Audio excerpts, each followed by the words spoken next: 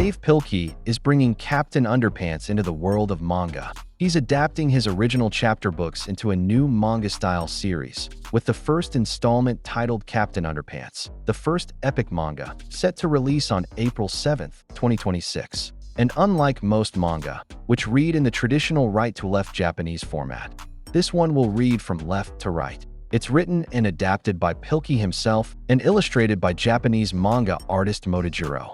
The manga follows the storyline of the first book in the series, The Adventures of Captain Underpants, and will incorporate new fliporamas, Pilkey's signature flip animations. Then the Smurfs movie starring Rihanna has now surpassed over $90 million at the worldwide box office. The movie's budget was $58 million.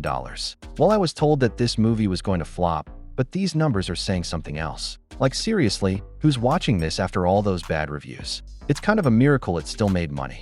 It seems like kids are enjoying it, and now it's probably just a matter of time before they announce a sequel. Then, long story short, a new Netflix animated series from BoJack Horseman creator Raphael Bob Waxberg has already been renewed for Season 2, even before Season 1 drops. The first season premieres on August 22nd and will have 10 episodes. Netflix also revealed the first official trailer for the series, and it gives off major BoJack vibes, with that same emotional tone and sharp storytelling style fans loved. So it's no surprise they locked in another season early.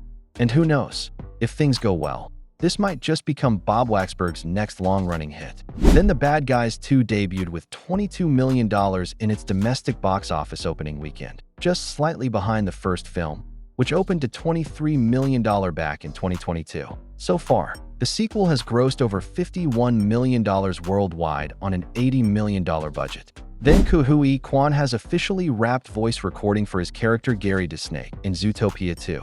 Director Jared Bush shared a video of him celebrating the moment, and Quan was all smiles, full of excitement and joy after finishing up his work. Because that is a wrap!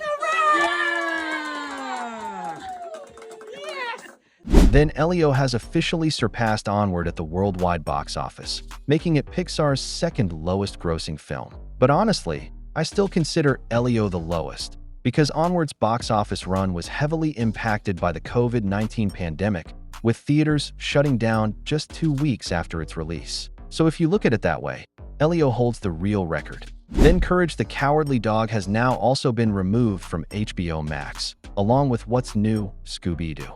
These were some of the last popular Cartoon Network shows from the late 90s and early 2000s still available on the platform, but now they're gone too. HBO Max has already pulled most of its throwback Cartoon Network library in recent months. Other shows that HBO Max has already removed in the past include The Powerpuff Girls, The Grim Adventures of Billy and Mandy, Ed, Edd n Eddy, Teen Titans, Looney Tunes, and more. According to reports, only 11 Cartoon Network shows are now left. There are now virtually no classic Cartoon Network shows left on the platform, making it harder for fans to access iconic series from the late 90s and early 2000s. It's honestly disappointing to see so many childhood favorites disappearing like this. Hopefully, someone steps in to preserve these shows for the next generation, because they deserve to be seen, not forgotten.